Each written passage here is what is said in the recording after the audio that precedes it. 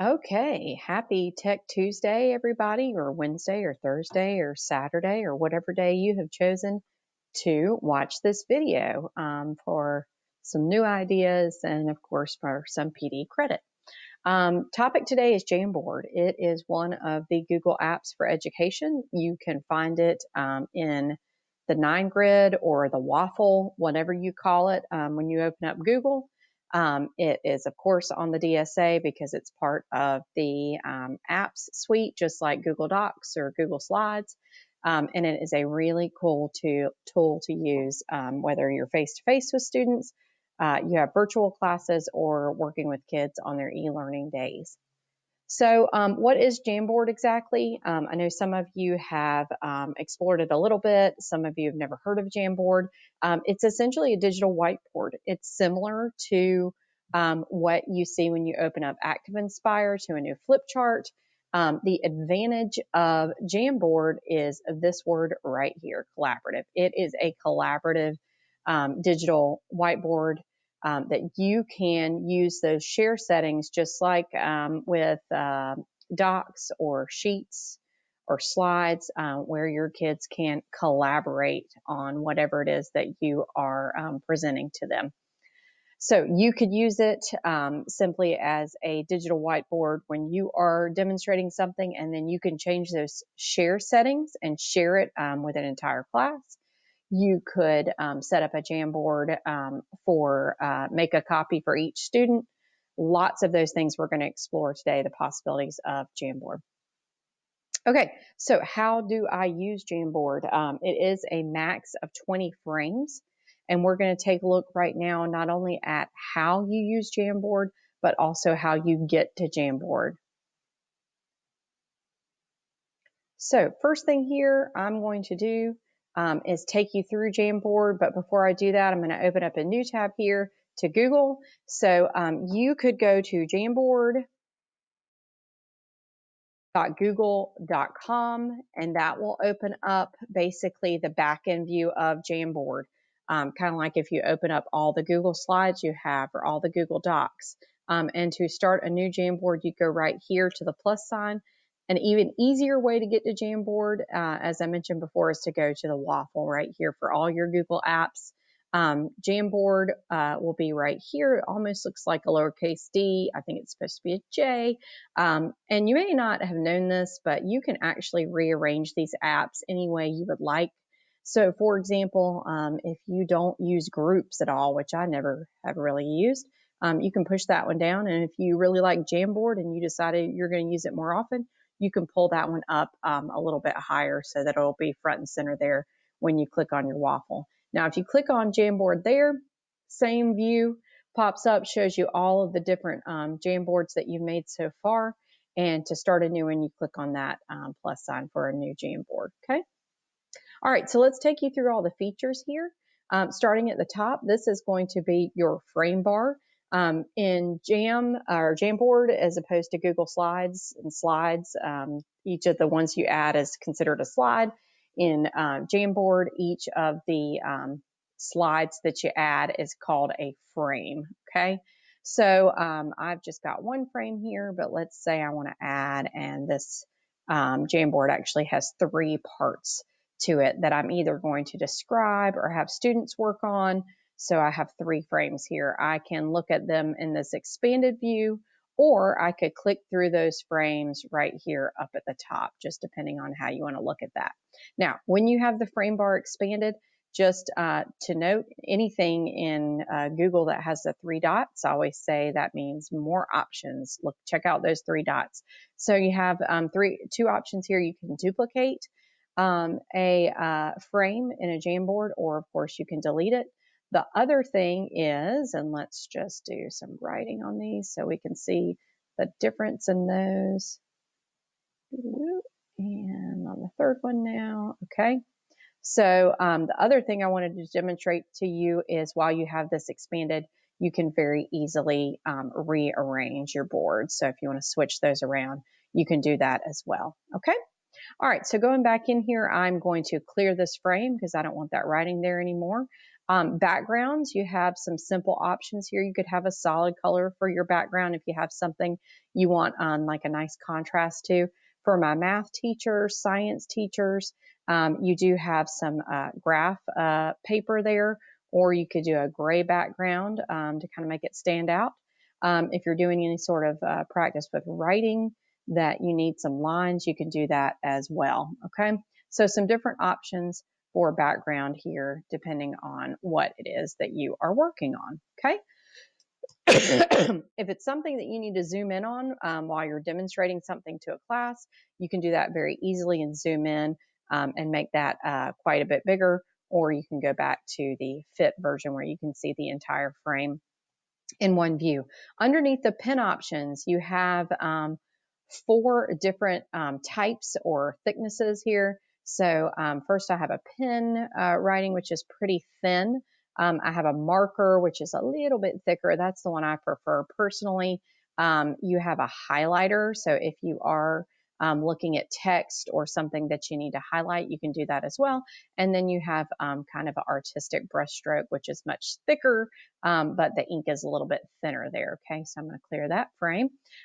You do have an eraser, so the difference would be, and I shouldn't have done that so quick, is that clear frame is going to take away everything that you've done all at once.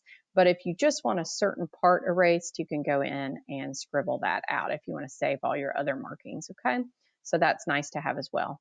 If you need to go back to your cursor or your select tool, there it is right in the center. You do have a nice option to add sticky notes. So maybe you're giving instructions. Maybe you have something you want the students to zoom in on. You can do a sticky note.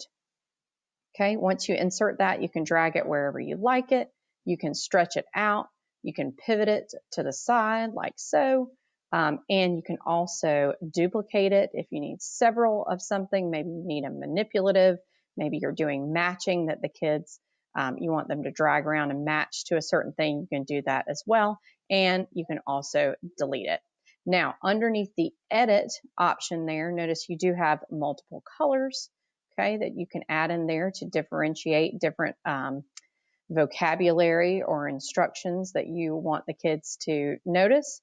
The other nice thing here is we'll talk about the text option in just a moment, but if you just want some quick and simple text without having lots of different things to choose from, such as different font sizes, etc., you just want quick text that doesn't look like a sticky note, that's very easy too. You actually just choose this transparent or no background color, okay? And it basically makes a sticky, but once you get that the way that you want it, it will look just like normal text, and you can spread that out or make it as small as you wanted to and put that wherever you would like it, okay? So the sticky note comes in handy whether you're demonstrating something or the students are.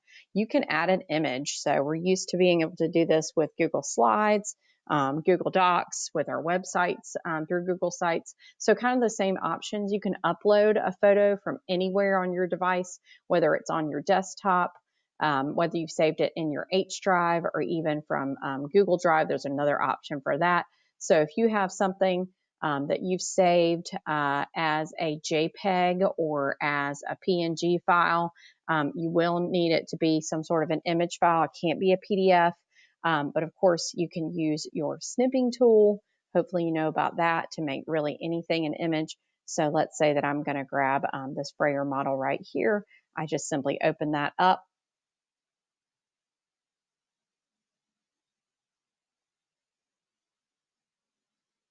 And that one, then once that uploads, kind of the same options. You can duplicate it. You could delete it. If you have multiple things in one area, you can select order here, whether you want it to be behind the sticky note or you want it to be in front of the sticky note. You can change that up there with your images. Okay, so very useful, especially if you think about using this with students in conjunction with the text option that I'm about to show you, or in conjunction, of course, with the handwriting option right there if they're filling in something or you're demonstrating something, okay? So the last couple of things here, And reminder about inserting image before I get too far, you can do a Google image search, which is really powerful no matter what it is that you are looking for. You could find an image to work with whatever you might be working with that day. You could insert a photo from your Google Drive or from your photo files if you have those, okay? All right, shapes, pretty simple here, not a ton of options, but there is a good little array here. Same options kind of with sticky notes that once you insert it, you can duplicate it, you can delete it, you actually could fill it in with a certain color if you wanted to, and of course if you have multiple things, you can choose the order under those three dots there, whether you want it in the front or in the back, okay? So some simple shapes there. Of course, you could insert a Venn diagram if you're comparing and contrasting. Just a side note with that, just demonstrate right here with these two blue circles. The automatic default is going to be that they are completely opaque where you cannot see through them. So to get that to work out for you under the fill color, just go to transparent and it will allow you to be able to make a Venn diagram like that, okay? All right, so shapes and finally text, okay? So if you are typing in some instructions, if your students are typing in their answers, several options for them, okay? You can stretch this out however you would like to. You can center it if you would like to. You can change the color. And of course, you have several options for the size, depending on if it's a title or you just want normal sized font there. The final thing to show you is that, again, you could go back and edit it. You can duplicate it if you need several of the same thing. You can delete it, or you can actually order your instructions as well. So if you wanted to put it on top of that sticky, you could order it so that it would either go to the back or, again, come back to the front, okay? All right, last thing but not least, we have this nice little laser pointer. So if you are using Jamboard in a class demonstration, whether you're face-to-face or you're maybe recording a video, you have this nice little laser pointer to draw your students' attention to any section of a frame in a Jamboard, and it kind of disappears after you have used it for just a second. All right, so I'm going back to my select tool here because I'm going to go back to my slides to move on to the next section. Okay, the biggest part of Jamboard that makes it stand out as a digital whiteboard and makes it a little more useful than Active Inspire is the sharing option. So again, I'm going back to this Jamboard and a couple of things to point out. You have the same share options that you have really with any app in the Google suite, like Docs or Slides, etc., where you can add specific people. So maybe you're just working with 2 or 3 students and you just want to add them as either as viewers to this Jamboard or as editors. So you want them to be able to collaborate with you in real time on this Jamboard. There's that option there. And of course, you're going to see the same options under share here about how you can share it out, whether you want it restricted where just you and a few other people can see it, where you manually add those names of people. You could set it to anyone at all in Greenville County School District could either view it or be an editor. And that would be something you could do if you're just going to share out this link with just a few students, maybe in classroom, or send them an email invitation to edit this Jamboard. And then finally, you could certainly make it where anyone in the world with the link could be a viewer or an editor. And all that depends on how you want to use it. So if I'm just working with a small group, maybe what I'm going to do is everyone that shows up to my Google Meet, I have my Jamboard ready to go. And as soon as everybody's on that Google Meet, I pop this link. I'm going to copy that link and I pop it in Classroom and add it to one of my assignments. And maybe I have it set where anyone in Greenville County Schools with the link can edit it, and it's one that we're all working on at the same time. I give the kids 5 minutes to work on it. And then after that 5 minutes is done, I come back in here to my share settings, and I am going to go in and change that where anybody now at Greenville County Schools can just view it. And essentially what that does, if I go from allowing anyone to be an editor and then coming in and changing it to the viewer, is it's going to lock that Jamboard. So maybe you're giving them just a few minutes to work on the assignment, and then you're going to freeze it and say, okay, time is up. Now we're going to take a look at what everyone has done. Another option that you have for Jamboard is in conjunction with Classroom. Okay, so let's say that I'm in my classroom and I want to assign a Jamboard. Let's say that I have one, and we'll talk about this in just a moment about it being a weekly assignment. But I want each student to have these 3 different frames. The first frame, they're going to read some instructions and look at an example. The second one, they're going to do an example on their own. And the third one, they're going to expand on that knowledge. Okay, of course, these are not the best examples here, but let's say that this is the one that I want to use right there, this Untitled Jam. Let's just give it a name as Test Jam here. Okay. What I can do now is go into my classes. I can create under classwork an assignment.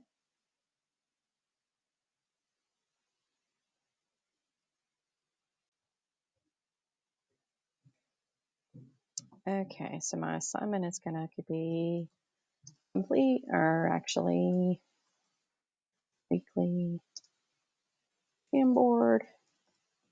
Okay, complete the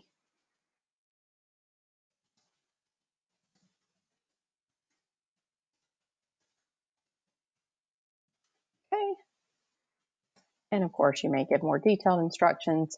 As always, remember that you can choose which classes you want to assign it to, which students that you want to assign it to. You can give it a due date if you want to for a certain period of time. And you can also create a certain topic, like maybe this is a week 7, so you put it under a certain topic. And you could also go ahead and add a rubric if you would like to. But what I really want to focus in on is once you are adding from Google Drive, because this is saved in Drive just like any other app. Okay, so there's my test jam right there. Okay. Once you insert it, you will have the same 3 options. So students could just view the file in a frozen mode, just like if they're viewing a PDF that can't be written on.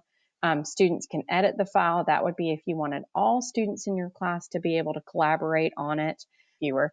But this is the big one that I want to focus in on, is make a copy for each student. So I could send that out, and that could be their assignments for the week. And now once I assign that, they will be able to come into this Jamboard and use any of these tools, including inserting sticky notes or using the handwriting tool, using either a mouse or a trackpad. Another thing to consider is there is a Jamboard app for iPad, iPhone, and also in an Android version. So if students have that as an option, of course, you're not going to be telling them that they have to do that. But if they have that as an option to use an iPad, to use their phone to open up that Jamboard, they actually could use that touch screen capability to write with their finger on the Jamboard. But again, they can insert images to complete an assignment. They can insert text to complete an assignment. So kind of a neat writing space, creative space, space to get down their thoughts or demonstrate their knowledge through Jamboard. Okay.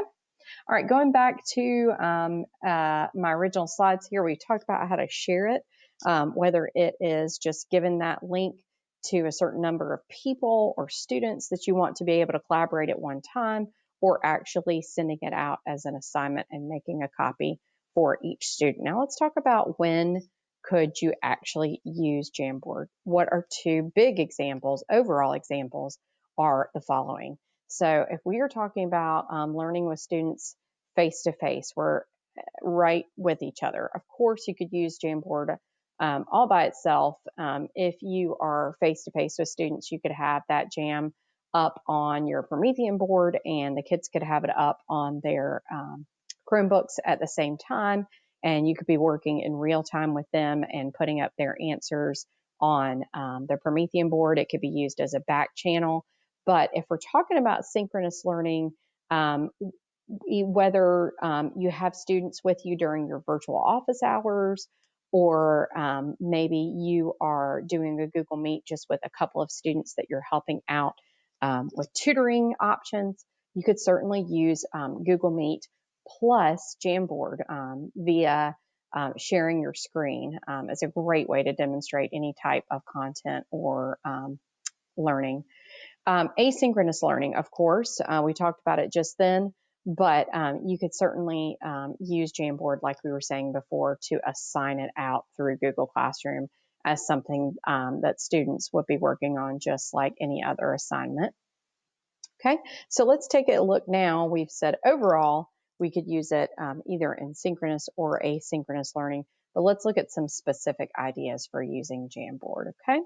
So first one here is Annotate and Draw. So again, we talked about the huge advantage of being able to insert a picture, whether it is something you have gone out and saved, taken a PDF and made a snip of that and saved it as a JPEG, or you've used the Google image search to find a certain image that you need for that lesson or unit. You can upload an image or screenshot and then use those writing tools to annotate or write over it. Whether you are demonstrating this to the children in person or you're using a Screencastify or Loom to record a process, a very powerful thing that you could do. Let's take a look at an example really quick with mitosis. Okay, so in this first one here, I have found this image just through a worksheet that I had saved about the process of mitosis. And so I've just gone in and inserted this. Let's say I saved it to my desktop from and taken this image from a PDF that I had. So one option you have here is you could have students come in with their sticky note option, and you could either have these sticky notes in here where they're doing matching, or your instructions could say, using the text option up here, you could put in some instructions that say specifically add sticky notes and label the different stages of mitosis. Okay, so that's obviously one option kind of in the beginning stages. And so then maybe some deeper thought might be inserting the individual images, and these I just found literally through doing insert images and doing a Google image search, for example, for anaphase.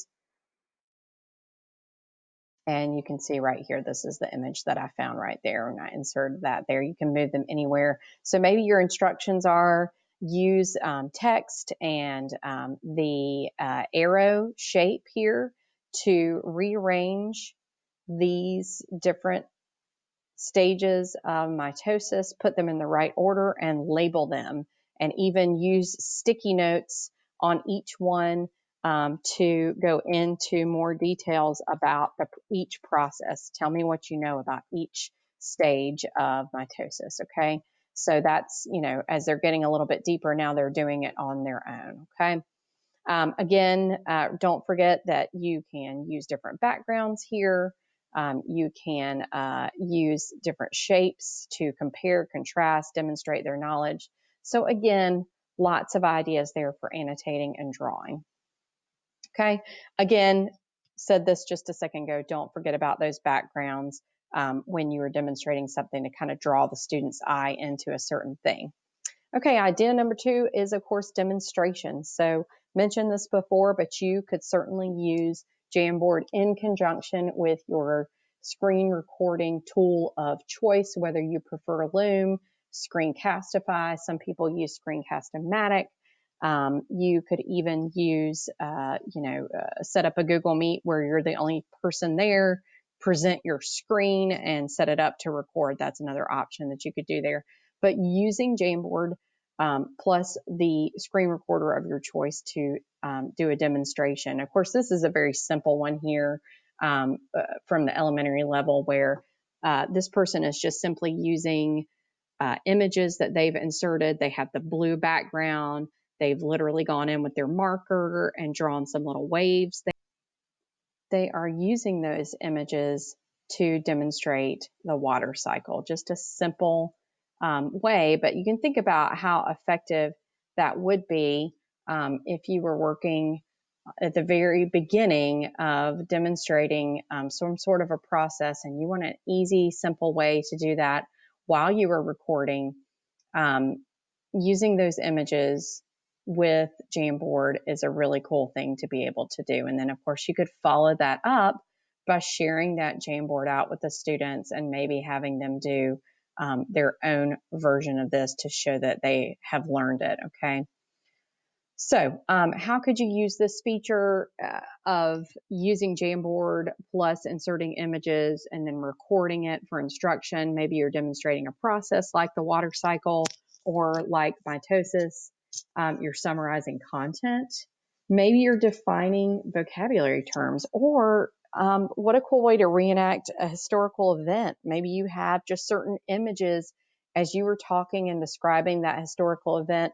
Sometimes kids get sick of watching lots of videos. They are watching lots of videos right now, whether it is through PBS, Edpuzzle, TED Talks, YouTube. So sometimes just to see those images and hear your voice may stick with them a little bit better than watching a video. Or maybe you are having them do some creative thinking and demonstrating. Maybe they're retelling a story. Maybe you're retelling a story. So a powerful way to use Jamboard plus the recording tool of your choice for students. Third idea here, duplicate and collaborate. So we're going to use Jamboard in this example almost like a digital worksheet, but a little bit, we're taking it up the level or the ladder of SAMR a little bit there because you're making something possible that wasn't possible before with worksheets. You're making them collaborative. So you could duplicate the exact same problem and watch your class solve it at the same time, okay? So here's an example this is just an image here that I've inserted with a simple math problem there, or maybe here's an example, that was an image insert, right, using the add image option there, or maybe world languages, we've used some text here for a certain verb, we've used a sticky note, or drawing in our grid right there. And here are my instructions. Complete the chart with sticky notes. So they're going to go through there and give me the forms of the verb tener with their sticky notes. So let's say that I want to turn this into an activity where I maybe have a small group and I want all 7 of the students that I have in front of me to work on this at the exact same time. So I'm going to bring down this bar here and I'm just going to duplicate this several times. Okay. And I'm going to tell the kids, all right, guys, I am about to give you a link. I'm going to post it in Classroom on the stream in just a second, or I'm going to post it underneath your assignment in just a second. So get ready. I'm going to tell you right now that Sarah, you're going to do number 7. Joelle, you're doing number 6. Marcy, you're doing number 5. And Steve, you're doing number 4. Okay, so I've got that duplicated out. I'm going to share that now. I'm, of course, going to change my share settings to anyone with that link. I'm going to change it to view. Now it's going to be edit. I'm going to copy that link and I'm going to send that out somehow to those kids, okay? Whether it is just sending it out in an email really quickly or going into Classroom really quickly and adding it to one of these assignments or just doing it on the fly right there in the classroom. And as I do that, now they're going to have access to that in real time. So the cool thing about that is you can literally bring this down and you can see in real time. So I'm going to, for example, I'm going to go to 6 and just so you can see as I'm adding, actually that's not going to work. So let's go ahead and grab my pen here before I pull that down. Okay. And now I'm going to start writing on this and you can see in real time as I am writing, you can see what I'm doing. So that's kind of even though I'm showing it and doing it, that's what you would see as the teacher. You can go back and forth and look and see what people are doing as they're doing it. Okay, let's say that I want them to stop. Okay, I've given you 5 minutes and now it's time to stop. Again, you could go back in and change that. Now you're editors, now you're back to being viewers. We're going to stop and we're going to see how everybody did. You could leave it anonymous and go through and see how everybody did. You could ask them to put their name on it. Either way there. So a great idea for duplicating and collaborating. The collaborative part obviously comes in when you're sharing rights to it, but think about it if you're having them work in small groups. We can't really work in groups right now, but you could have them work in groups in this way and be able to see what they're doing in real time on this digital white space. So maybe 2 or 3 of your students are supposed to work on 4. The other 3 or 4 students are supposed to work on number 5, and the remaining 3 or 4 students work on 6. And you can see what's going on in real time and see if they are on task or not. So duplicating and collaborating there. Okay, how could you use that feature? Grammar practice, which is kind of what I was just showing with world languages, but it could be any grammar practice. Solving math problems, of course, they could be doing that in real time in groups, or they could be doing it solo, and then you come back and see what the different answers are. Maybe it's a different math problem for each student, and then we go through and work that through together. Solving equations, obviously, if you're talking about science or math. Vocab practice, matching, sample test questions. Maybe you're working towards the EOC or towards the AP exam coming up, and you're working on to see what different students come up with for different sample test questions.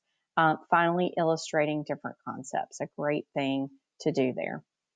Okay, crowdsource ideas with Post-it notes. So again, you would need to set your Jamboard where anyone in that class that has the link would be able to edit it.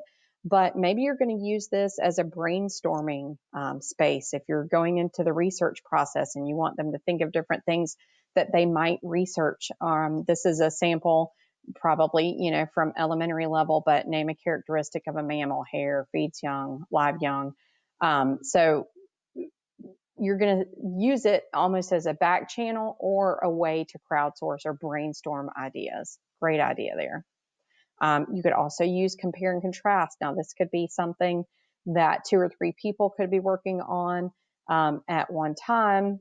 So we've gone from brainstorming and now we're actually showing what have we learned about these concepts? How can we compare them? So again, this could be something that everyone works on, or you could assign it out as make a copy for each student. Okay, how could you use that feature of adding those different sticky notes and everybody's giving their opinion?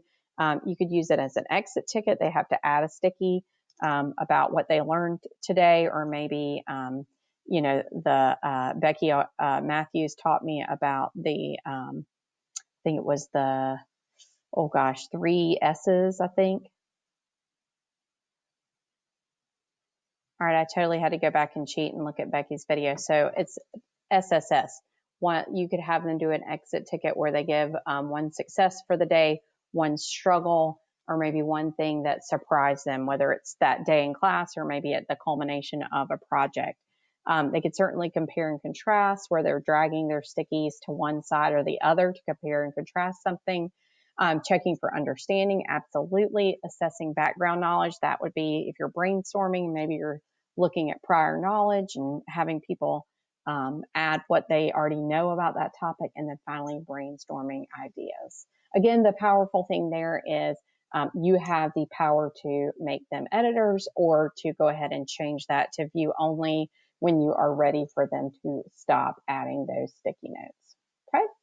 And final idea in this section is with analyzing text. So you're going to insert an image, which would be a section of text that you have saved. Maybe you use the snipping tool and you pull up a PDF and grab just a section of that text that you want the students to analyze.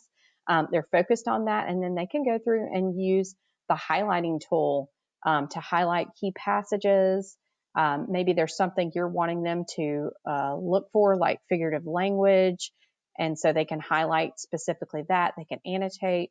They can look for keywords or illustrations. If you're in a foreign language, maybe they're going through and looking for a certain verb type, or maybe for cognates, something like that. A great idea to analyze text, okay? And maybe you have a certain protocol you want them to do. So in your first frame on the Jamboard, they go through and analyze that text. On the second frame in their Jamboard, they go a step further. You're using the 4A's model here, and there's a little link to that in case you have never heard of that model.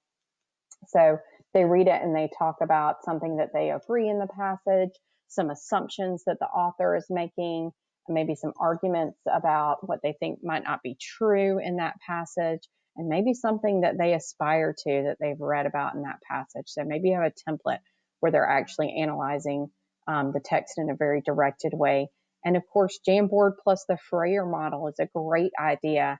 You have an image like this where they are working on vocab. They give a simple definition, a synonym. They use it in a sentence, and then they do an illustration, a great way for them to remember any vocab that you're working on. Okay.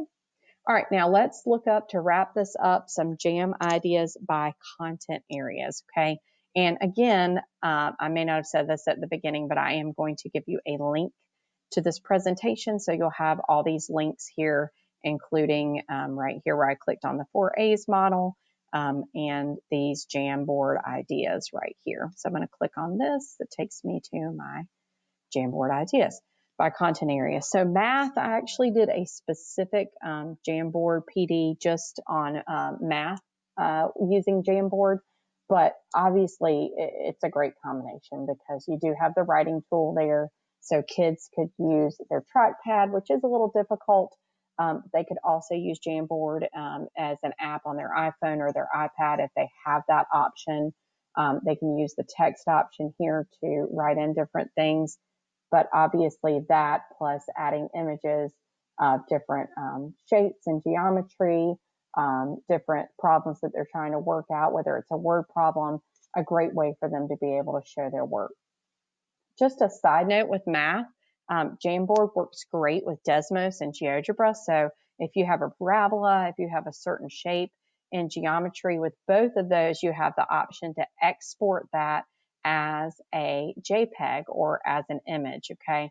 Some of them it's PNG, some of it's JPEG, but it works the exact same way. And again, then you can center that. You can make it as big as you want to. That could be the entire writing space or just part of it, but it's an awesome combination. Side note here, and this is great not only for math people, but for anybody that's trying to create a chart of any sort, whether it's for vocabulary, really any type of thing you're using with a line. Just a tip here, and definitely instruct your students on this. I'm going to grab my pen and I'm going to use this little black pen option here. But if you want to create a nice straight line, like you can see here, I'm just freehand trying to do a straight line here, and it doesn't work out too well. But if you hold down the Shift key, so let's say I'm going to start right here, and I'm going to push the Shift key down. I'm keeping it down as I create that line. It gives me a nice straight line that I can move all around. The key here is just keeping that Shift key held down the entire time that you make the line. So again, let's say I wanted some crosshairs here. I'm going to hold down the Shift key and then create my line, and there I have it there. If I'm creating another one, you can see same thing, and I can really go all the way around with that wherever I want it to be. It's very flexible. So a great idea and tip for your students if they're trying to create those straight lines, that they can do that by holding down the Shift key. Okay, English language arts. We've talked about analyzing text, which is straight up your alley. Of course, you know, if you are looking at something, you could certainly collaborate here. Different things when you're doing research. What's bias? What are types of resources that are more likely to be biased? So we're talking here about the reliability of sources. See what your students know and allow them to use that Jamboard to add in their ideas with stickies. Again, you will need to set those sharing settings to anyone can edit that Jamboard at that time, but great for ELA. Let's take a look at an idea for social studies. It is a great space to do timelines. Always great for summary and review with social studies. So what we're doing here is using not only the insert image option, text options, as well as either shapes or lines. So what I said before applies to social studies as well with holding down that shift key. So here maybe I am creating a timeline of major events in the 1960s. I have inserted this image of Martin Luther King Jr. I am including different lines or shapes depending on what your student wants to do. Here I have just simply inserted this bar shape or rectangular shape in a very skinny form here to make my middle section.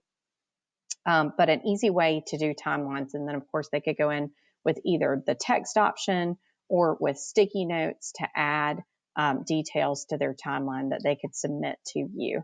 A great way for them to collaborate on a timeline, as well as making a copy for each student to complete on their own. Okay, world languages. And before I get too far ahead of myself, just one last reminder for my social studies people. Don't forget, and I know I've done this enough, but I'm doing it one more time. Hold down that shift key to do your straight line, okay? All right, my world languages people. We've shown you some ideas earlier with basics like verb conjugation, but of course, as you get into more complicated language, you could present a question and have people give their answer to different questions like, what are you doing right now? And, what's your life been like before COVID-19 and after COVID-19, and how are your classes different? So use descriptions, use photos, okay? Great way for them to practice with written language, okay? For my science people, I actually have a YouTube link here, right here, and I'm going to share this out with you guys through this a Google slide that we're working on. But when you get to that, try checking this out. They actually have some different ideas here for biology specifically, but a lot of them have to do with using images and text for students to grasp different concepts. Of course, I used mitosis as my example earlier today, but another great thing for describing any sort of process or concept that involves multiple steps in science, okay? Esau, shout out to Miss Valenti, who's already been using Jamboard.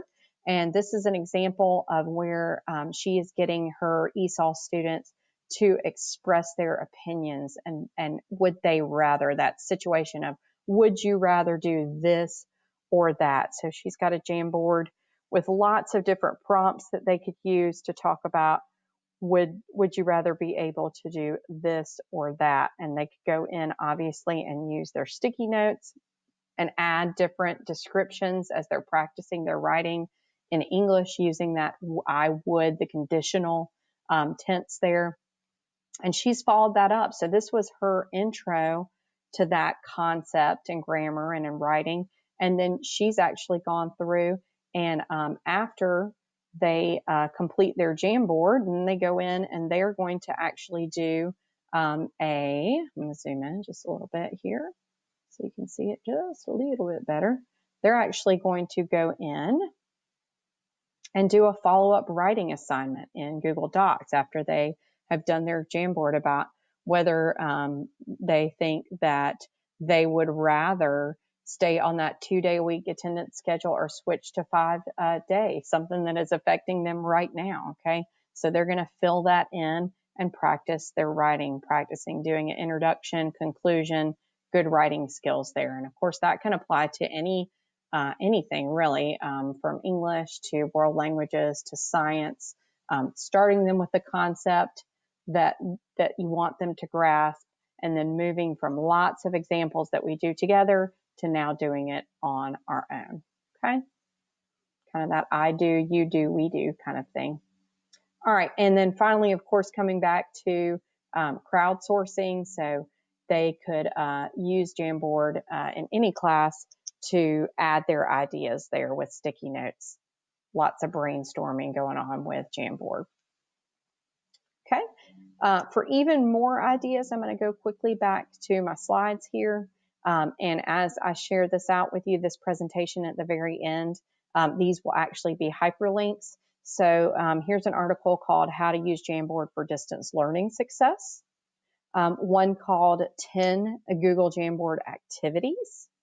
And finally, 10 ways to use Jamboard in your classroom. And these will be hyperlinked into the presentation I'll share with you in just a moment. So today's presentation, I'm going to pause for just a second and give you a chance to jot this down. I'm going to read it as you are writing. It is bit.ly/3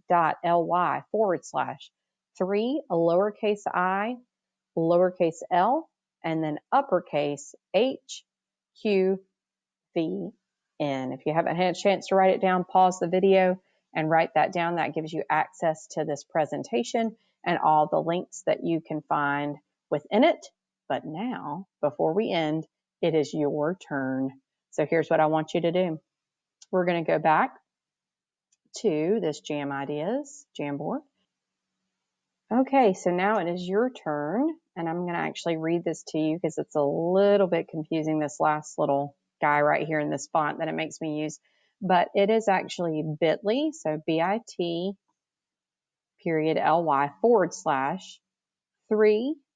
lowercase k, uppercase C, lowercase f, 7, lowercase a, and that's actually a capital I, okay? So I'll give you a minute, pause the video if you need to and write that down. Don't forget that last little symbol there is an uppercase I. Once you go to this, you will actually see, I'm going to cheat here and copy it.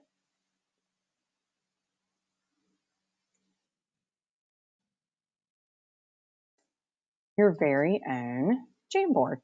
And what I want us to do is crowdsource or brainstorm ideas. Now it is your turn. I want you to come in, use the sticky note option, and add your idea from today, whether it's a way you're going to use Jamboard in the classroom or just something that you learned today that you're interested in knowing more about. Maybe it's a question, but add to this board here, and that is how I will know who is out there listening. Don't forget, for these Tech Tuesdays, to get your points, you need to go back to the choice board, fill in at least one of the Google Forms per the session that you watched, fill it in, submit it, and that's how you'll get your hour for each video that you watch. You submit that Google Form, and also do not forget to sign up on the PD portal with the link. You just need to do that once to get your points, but every Google Form that you fill in is going to give you credit for each video that you watch. So you need to fill that in each and every time you watch one of these choice board videos for Tech Tuesday for October. Thank you so much for your time and listening. You know where I am if you have questions. Have a great week.